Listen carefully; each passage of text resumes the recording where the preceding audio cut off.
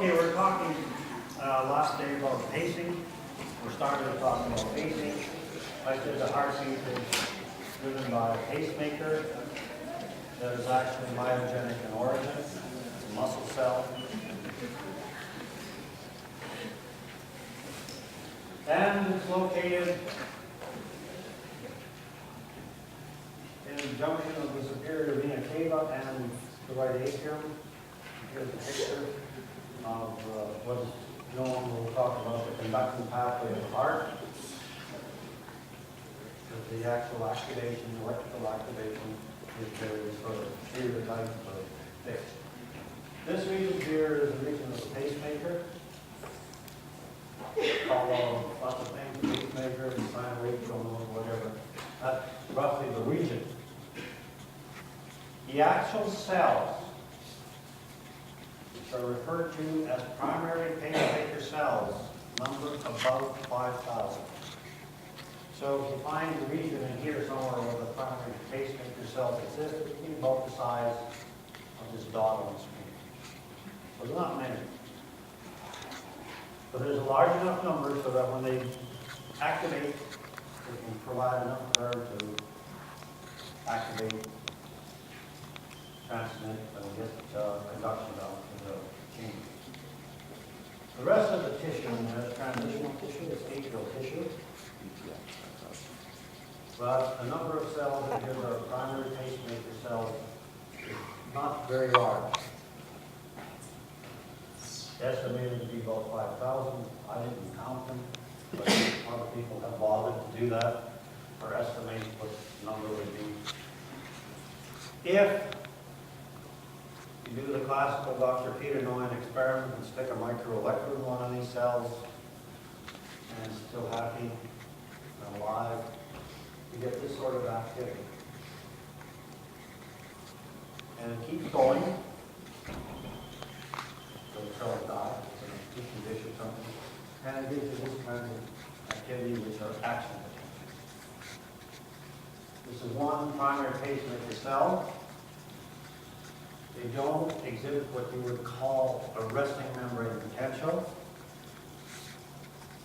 You can block all the sort of ionic currents that are responsible for this kind of an action potential. And you get what's called an arrested potential. That's kind of a pharmacological experiment. Not of terribly much use. But they'll sit at around minus 35. The minimum value in mammals is about minus 60, something in that range. And that's referred to as the diastolic potential.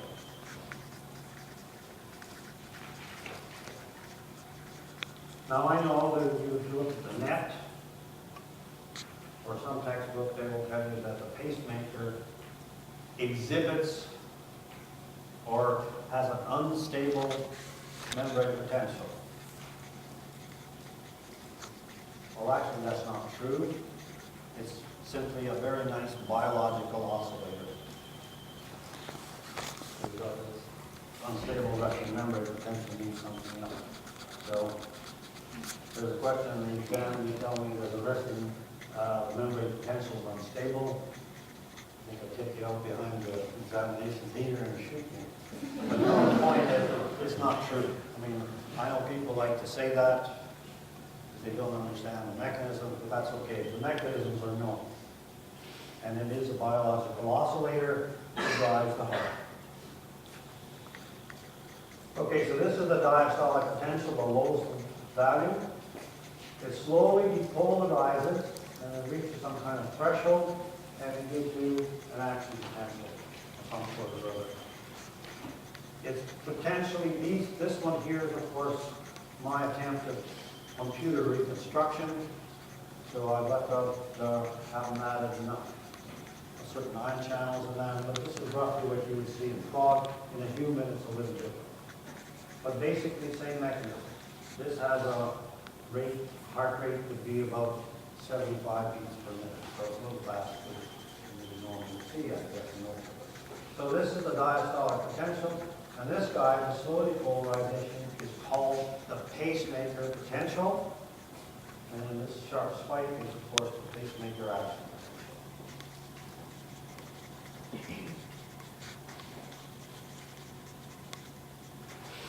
Okay, now these pacemaker cells are cardiac muscle cells.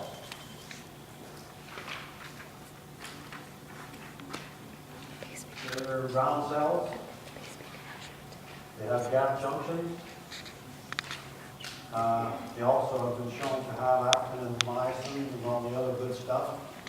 They don't contract very well, because that's not their function. Pacemaker cells are TTX sensitive. And of course, I gave you the answer already, because TTX is sodium channel poison. So the action potential part has to be caused by something else. And I go that. So the axial, and then gives you the answer there. And polarization is due to calcium. And the calcium channel that's involved is our old friend, the L-type calcium channel.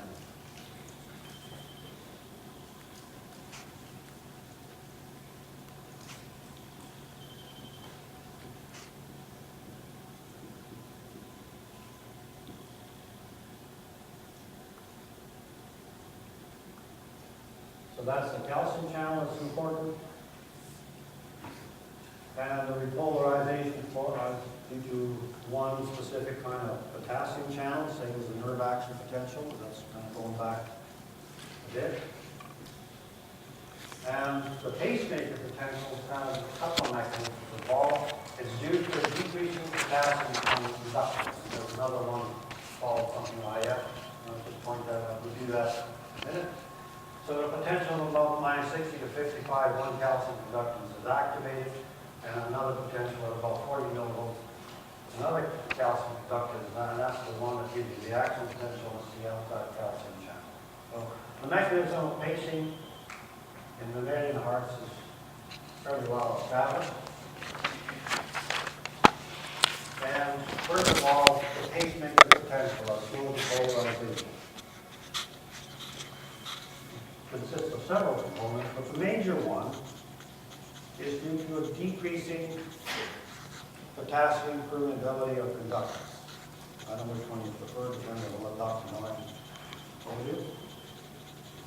This is your old friend, the nerve action potential.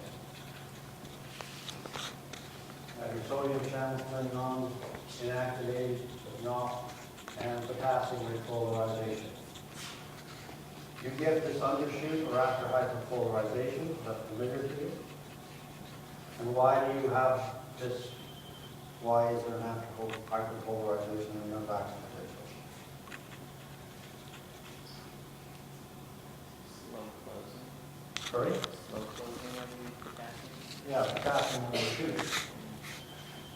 And then there's a slow depolarization going back to the resting membrane potential. And the reason for that is potassium channels are turning off, right? Okay, so basically potassium channels are turning off, so it looks like a depolarization. That is basically the major basis of the pacemaker potential.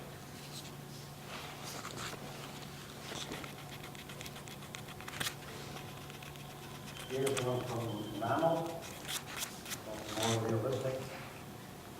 And basically, here in this region here, this is the diastolic potential at about minus 60, 65. The slow depolarization is largely due to the activation of a potassium channel or turning off of a potassium conductance, which is overshot.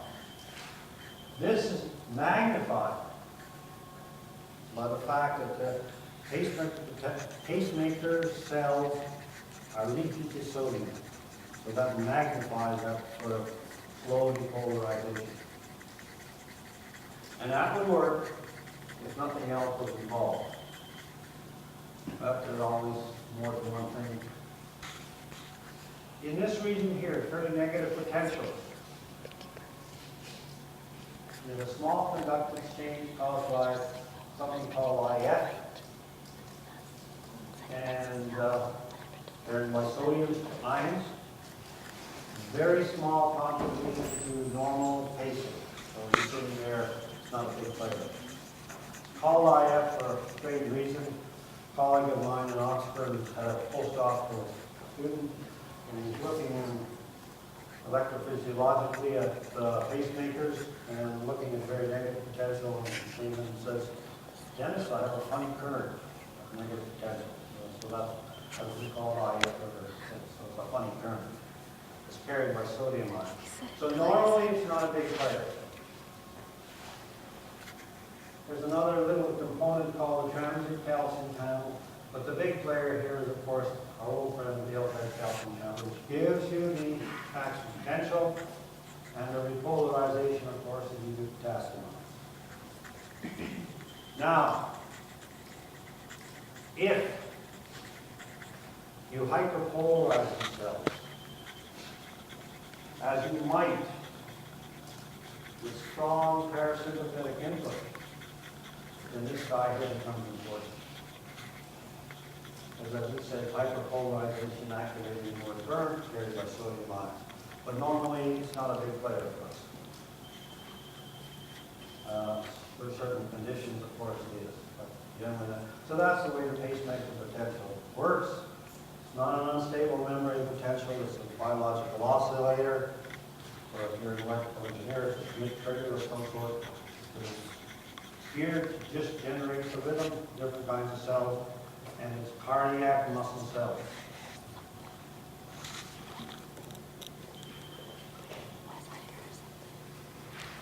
And it generates the basic rhythm. It has the highest rate of spontaneous activity, so it controls everything else in the heart. Because the heart and all the chambers, the atria, the ventricles, about 1 to 2% of the cells, under the right conditions, are capable of spontaneous activity. Not a very large number, but about 1 to 2%. And in certain instances, that's what saves our lives. Okay. Pacemakers, as Dr. Bartlett pointed out, are innervated by the two divisions of the autonomic nervous system. Sympathetic, which you told me last couple lectures ago, releases noradrenaline, and parasympathetic, which releases acetylcholine. So the effect of these guys is kind of different because they're always active. It's not an on-off situation. You see what is known as sympathetic tone to the pacemaker, so there's always nerve action potential coming down, releasing noradrenaline, small amounts of noradrenaline. And, by the same token, parasympathetic nerves through the pacemaker also releases acetylcholine. In addition, these guys probably release ATP, neuropeptide Y, and something else. Parasympathetic, more or less purely acetylcholine. So what do they actually do? And the other thing to remember is that they're always active. So if you're an athlete that's in the rowing club, at rest, this parasympathetic activity probably predominates and you have a very slow heart rate. If you're 85 years old, drink a lot of beer, eat a lot of steaks, predominant activation of the pacemaker is probably sympathetic. Causes lots of nasty things like high blood pressure and stuff like that. Anyway, so these are the two things, and remember, pacemaker always receives sympathetic and parasympathetic activation. Its action potential is coming down continuously. We'll see that when we talk about baroreception. So what is the effect of these things? Well, of course, one slows the heart, and one increases heart rate.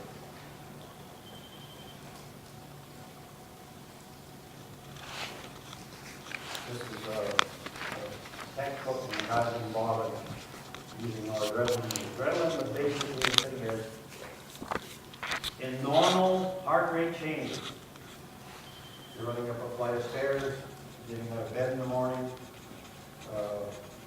something that's not too intense. The effect of, say, noradrenaline or adrenaline on this would be, of course, this is a control one. And this would be the effect of release of noradrenaline or adrenaline working through the beta receptors. And the major change in the pacemaker to increase rate would be simply to change the threshold for activation of the outlet calcium channels. So things like noradrenaline release generation of cyclic-AMP, which phosphorylates calcium channels, and there's more channels available, and they activate at a lower threshold. So it's simply a threshold effect. And that's, of course, in the presence of some acetylcholine. If you predominantly activate the pacemaker with acetylcholine, the parasympathetic transmitter, it has the opposite effect on threshold of calcium channels. It increases the threshold, and of course it doesn't fire for a while longer, and you get a slower heart rate. So this would be a faster heart rate here, slower heart rate here. And sort of the most simple explanation of the most simple effect of these two transmitters in changing heart rate, because it does change. I mean, after the final exam, you look at the number one question, cardiovascular, the heart rate likely to go up. This is roughly what's happening. And after you answer it and say, oh, I know the answer to that, probably go down, that's the answer. So simply, the simple effect is just changing the threshold of the activation of these kinds of channels. And that's accomplished through the second messenger pathway.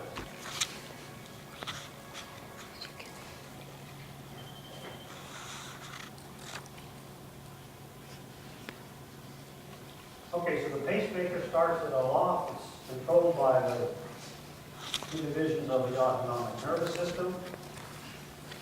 If you cut the nerves, of course, it still work, doesn't matter. It generates its own rhythm, but the nerves simply modulate the rate, depending on that. So once it starts in this region here, it has to travel through various regions to activate the heart.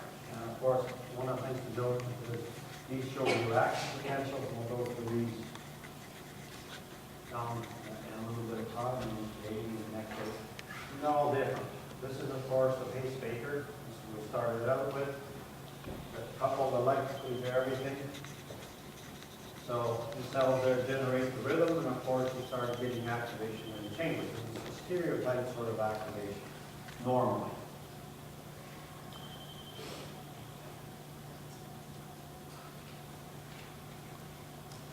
So the conducting pathway, very simply, goes through something like this.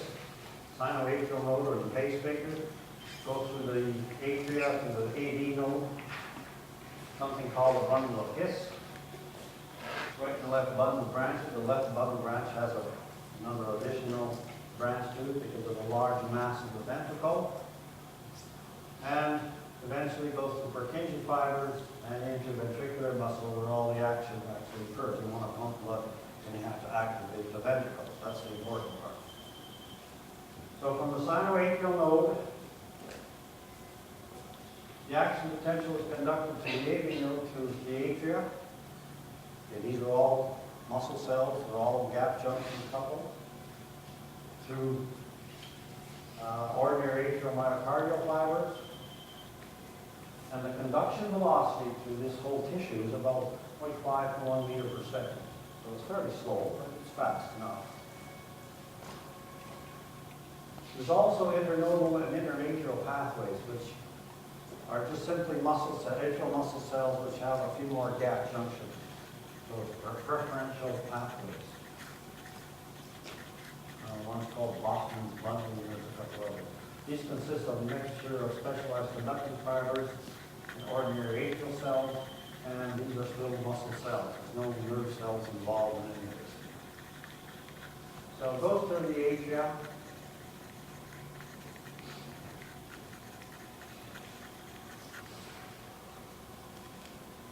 And electrically, the atria and the ventricles are not connected. except for one region. And that region is called the atrioventricular node or the AV node. And that's the only pathway between the atria and the ventricles normally.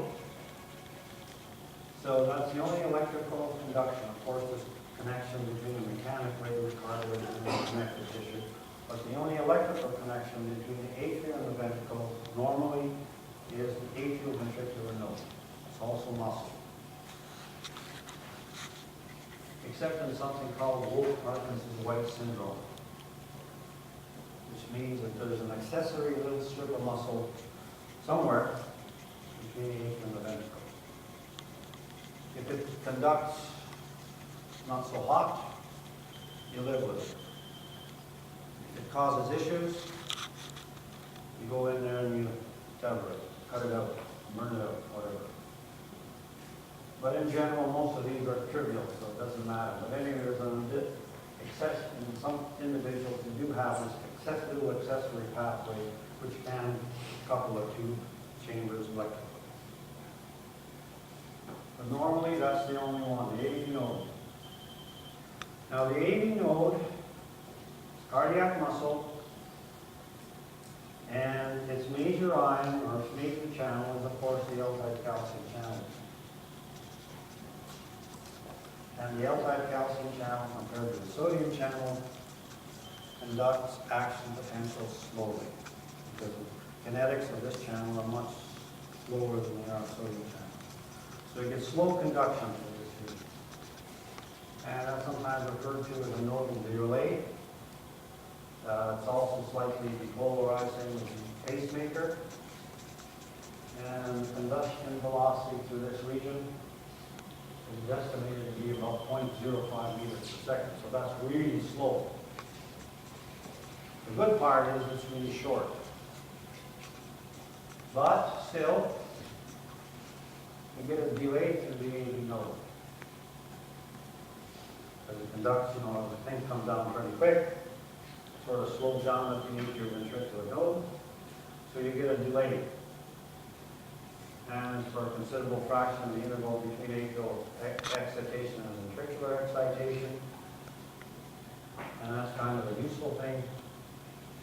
Functionally, this delay allows optimal ventricular filling. They don't excite the ventricle too quickly. And that becomes an issue with the effect if you have Wolff-Parkinson-White, because you might get a premature excitation of the ventricle. This is all accomplished by gap junctions and action potential traveling down through this pathway. The autonomic nervous system also innervates the atrioventricular node fairly strongly. Has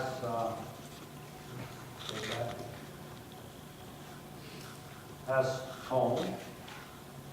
It has parasympathetic and sympathetic activation, normal, under resting conditions. And strong parasympathetic activation may block it completely. Hyperpolarize the cells below threshold and stay there for a while. One of the cases where this can occur is due to emotional fainting. I don't know. Try a little over for Justin Bieber showing up here. Instead of Bieber anyway. I think he knows a little cardiac electrophysiology. I don't know, maybe he doesn't. Anyway, that's the issue. So then the emotional pain is learned. You actually get strong parasympathetic drive and block conduction.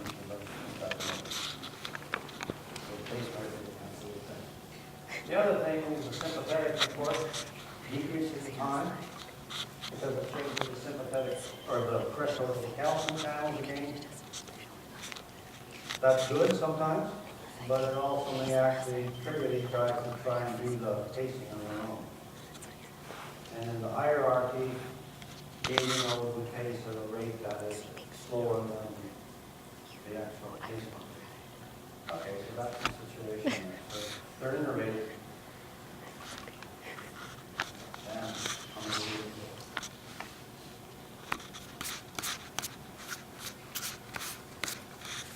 Now, we sort of tied to the AVO is, of course, something called fungal hits, muscle fibers again.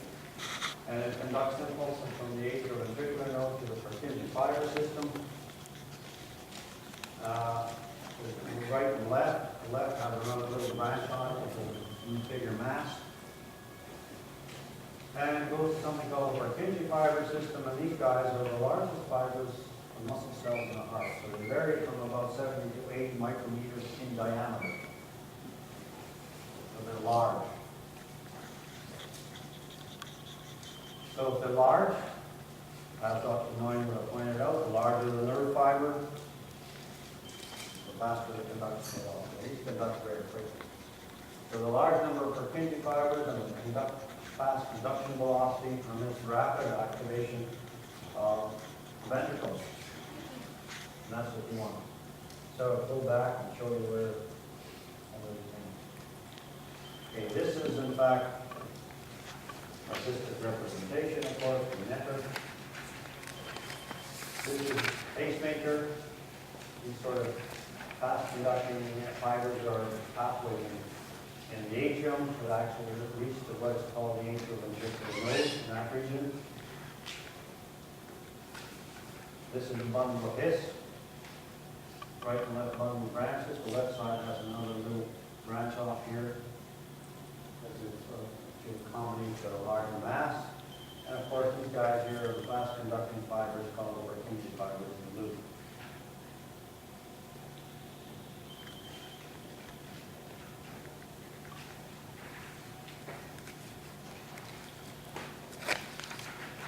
So the thing is activated. Again, this is it's a representation. The activity starts in the SA node, propagates through the atrium, and reaches what is known as the atrioventricular node. Depolarize this region first. Both in the internal portions here eventually goes to the stage where everything is in fact depolarized, blue being depolarized, are activated. And then we start to repolarize in the opposite direction in parts of the heart, and this will go back to the resting state. So that's the way the heart is activated through the conduction pathway, starting with the pacemaker, and we'll spend some more time on this when we talk about EKG. Anyway, so that's, and you want the actual heart or the ventricles to be activated in a sort of a sphere-type fashion. You want them to contract and expel blood efficiently, more or less.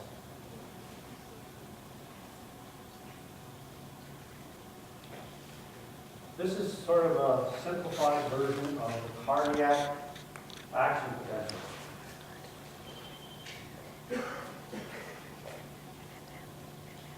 What, just looking at it, what is the major difference between this and a nerve action potential?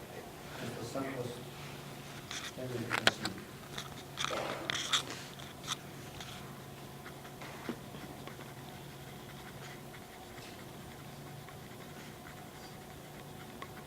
What is the major difference? Lots of differences, but in done nerve, you know that the nerve time is roughly how long? Yeah. How long is this roughly? A couple of hundred milliseconds. So the difference, major difference between cardiac muscle action potential and nerve action potential and skeletal muscle action potential is that it lasts longer. This is sort of a simplified view of what is going on in the ventricle. It sits, this one says it sits above -80, but I think in human, the resting membrane potential in ventricular cells is about -85. So this is a little misinformation. It, of course, has a potassium equilibrium potential. Sodium equilibrium potential, which is around +40, 35 is a little low. And of course, you have an equilibrium potential for calcium ions. Because there's a constant concentration gradient, calcium across the cell, and one of the major channels in the heart, of course, is the L-type calcium channel. So, in ventricle, you have roughly 3 different kinds of channels that generate the action potential to make it long. First of all, this little straight line shows you that you have sodium channels. They're classical sodium channels, more or less, a little different, but they're the same as the sodium channels that you saw on the fast. And this is why this sort of representation is shown as a straight line. An inward current, so you're talking about conductance changes. Conductance of sodium is very high and very fast. So that gives you the sharp upstroke of the ventricular action potential done by sodium. After a slight delay, you see the activation of another channel, which isn't as big and is much slower, and that's the L-type calcium channel. That prolongs the plateau, makes the action potential a little longer in time. And finally, you have to depolarize the cell, come back to the resting state, you have potassium channels. And there's a lot of potassium channels in the heart. Different categories of potassium channels, not just a single one. In nerve, there's usually just one, possibly another one, and in the heart, there's about 5 or 6. And these are all unique, and there's a couple there that you have to be careful with. So if you develop a new drug, for example, you have to check to make sure that none of these channels are affected by the heart. In fact, there's a couple of antibiotics that are. Okay, so that's roughly the ventricular action potential in a very simplistic approach. This is a more complicated version of the action potential in human and mammalian ventricle, showing you a little more detail. This is the action potential starts, and then, of course, textbooks like to describe this in phases. Phase 0, phase 1, phase 2, phase 3, phase 4. Anyway, this is, of course, the time is a couple hundred milliseconds or maybe longer. And the first channel we talked about, the sharp upstroke, is the sodium channel. You polarize the cell very quickly. Shortly after that, you have, in most mammalian ventricular tissue, you have something called IPO, or transient outward current. And most textbooks now show this. In fact, this sort of repolarizing current, an outward current carried by potassium ions, and gives you a little notch right after the sodium. Then you have this big mother calcium current, L-type calcium channel.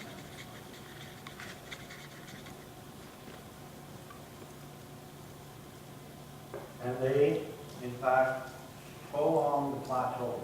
So they make the action potential longer. There are a couple other mechanisms that we'll talk about why that happens. So you have a calcium conductance that is fairly large, slow, and it makes the cells sit very far into the plateau region. This IK is a repolarizing current.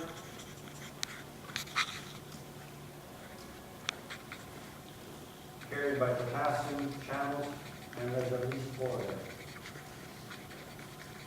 One of these potassium channels is very sensitive to various pharmaceutical agents. For example, an antibiotic, erythromycin, will block this channel. In some individuals. You have to check these. So the FDA, that's one of their functions. In the U.S. is somebody developed a new drug to cure cancer, or makes you handsome, or whatever. I tried it, it didn't work. They have to test it. Mammalian preparation, use dogs to make sure that it doesn't block the potassium channel. Because if it does, this current becomes quite slow, and the action potential becomes very long, called long QT. I think somebody probably knows what long QT is. So long QT syndrome, acquired long QT syndrome, makes long action potential, which leads to various kinds of arrhythmia potential.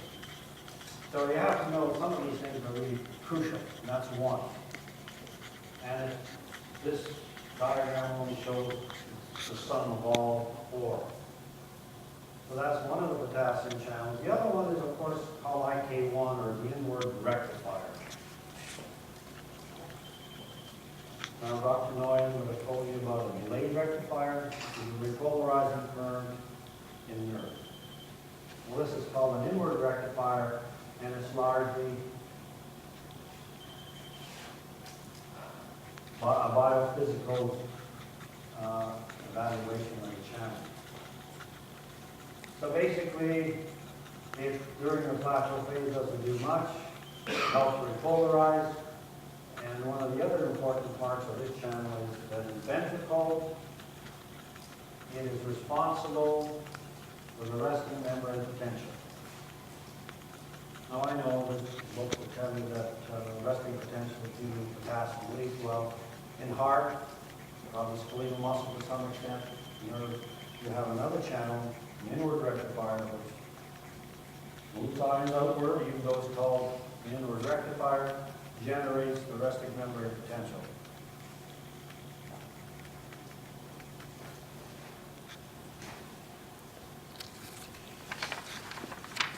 So if you look at how that channel works, it's kind of an interesting channel. If the resting membrane potential in the ventricle is minus 85, this is called a current voltage relationship. This is the membrane potential, this is the current, or you plot this as conductance.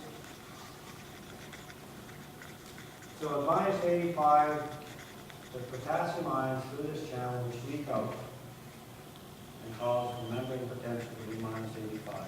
Just a little bit of contribution from sodium and other ions, of course, but this is the major player for resting membrane potential in the heart and probably in many platelet cells. Anything negative to the potassium equilibrium potential is not of any interest to us, because it doesn't mean anything. It's a biophysical characterization. So anything negative to here, we care. Just gives you a young paper biophysical term, that's all. But in actual fact, this is important because it actually, potassium moves through this channel, goes out, and keeps the membrane negative. Now, when the cell is activated, this thing at the plateau range, roughly just around 0, that channel turns off because the magnesium protons want that channel with positive potential. So one of the things that it does in addition to generating the resting membrane potential is that it conserves potassium ions. And one of the things that the heart is really important in the heart is ATP. You have to generate ATP. You lose potassium, you have to turn on pumps and use ATP. So this guy here actually is kind of important because it's a resting membrane, or the plateau of the action potential in the ventricle completely turns off. So you conserve potassium ions, save ATP, and that's called an inward rectifier. And of course, as it comes back, repolarize, it comes back, it helps to repolarize the cell. And that's why we have this little blip at the end. All right, this is generating the resting membrane potential. And the action potential goes to 0, with nothing, and then there's a bit of a blip at the end, which helps to repolarize or late repolarization. Again, it shortens the action potential duration, which is important, electrophysiologically in the heart.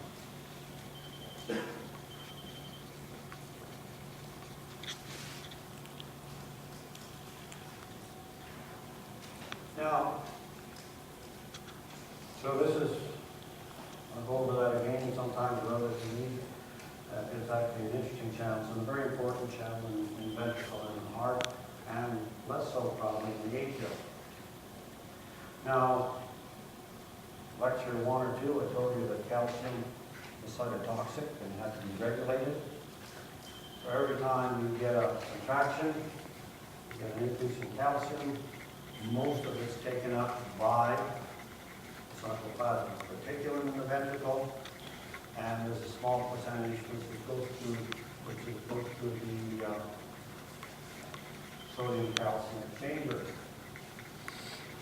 Now, that's not much. 10% isn't an awful lot, but it's an important mechanism which helps certain things like people with failing hearts, or a great aunt who is with heart failure. She gets onto a drug called digitalis. And digitalis primarily works through this sodium calcium chain cycle.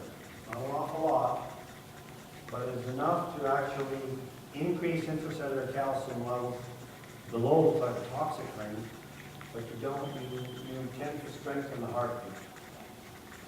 Digitalis, digoxin, or whatever,